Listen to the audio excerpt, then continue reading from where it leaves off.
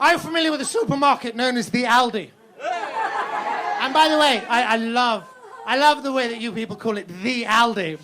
You put it in the third person, as though there are several inferior imitators to the title out there, but the Aldi, no. This is not one of those Jag Aldis, this is the Aldi, this is the real thing. We do the same with the Wirral. I love it. I adore the fact as well that one can never be in the Wirral. One can only be on the Wirral. You can mount her, but never penetrate her. I adore that. Absolutely adore it. Never change, Wirral. Never change the Wirral.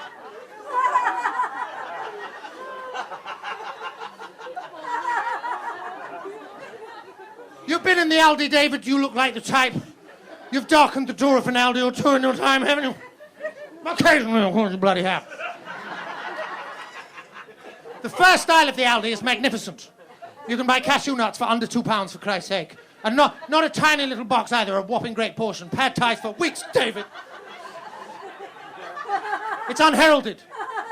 The first aisle of the Aldi is simply magnificent. And then you get to the middle aisle of the Aldi, and in the middle aisle of the Aldi, the world stops making sense.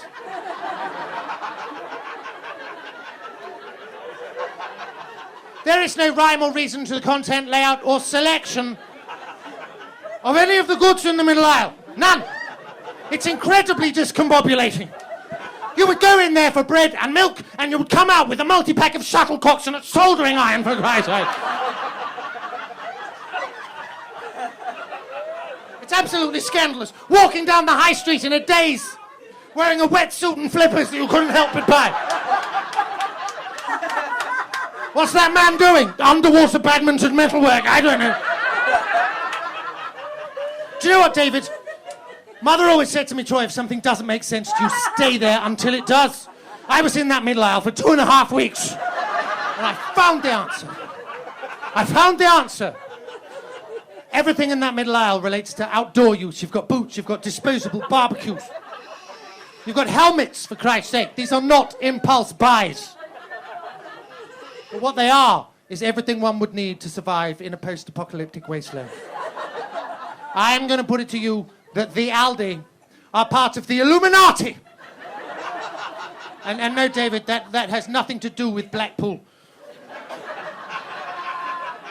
I love going to Blackpool when they turn on the Illuminati. No, David, no. Aldi are part of the Illuminati, using the contents and layout of the middle aisle to signal future catastrophic events to the government. Oh, yeah. And I can prove it, goddammit! Aldi, what does it mean? It's an acronym. Alien, lizard, domination, inevitable. Wake up! Aldi is 2 letters off all die, which is what they want us to do. Their slogan is spend a little, save a lot. They want to spend the human race so they can save the planet and creature around with their lizard friends in the new rising climate that suits their scaly skins right down to the ground. David. Yeah. Have you seen how fast the checkout workers move? Are you going to look me in the eye and try and convince me that that's human? Remember your first trip to the Aldi? You probably quite reasonably thought, I'll be able to bag everything up at the till. Why wouldn't you? Why wouldn't you? You've rolled up to the till thinking you'll be able to bag everything up there, as you have done at every other supermarket you've ever been in your entire life. And you get up there, David, and the lizard behind the counter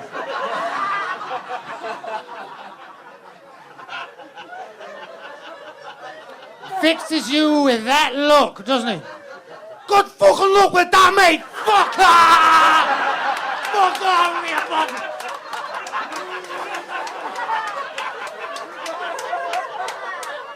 And then you have to take your goods and skulk off and pack them in the corner of the Aldi, like a rat. Lizards eat rats. That's why they do it. There's more. The current CEO of Aldi, Matthew Barnes, started work at the company August 97. Do you know what else happened in August 97? Princess Diana.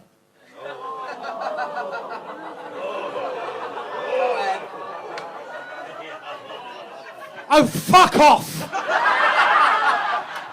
You honestly think that is a coincidence?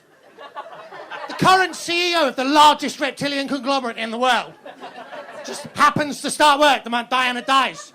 Like, oh, yeah, mate. Fucking grow up! The answer is right in front of you, and it always bloody has been. Aldi. Al-Fayed Diana.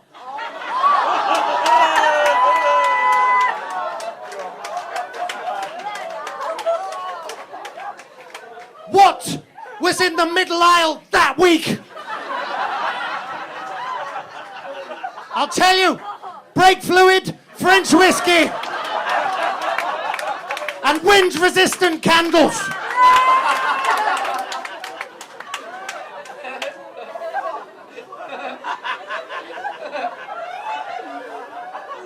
They actually sell wind-resistant candles. I believe I've covered everything. If you want to help me fight the reptilian overlords on the high street, please find me on Facebook, Troy Hawke with an E. You've been absolutely delightful as ever. Thank you so much.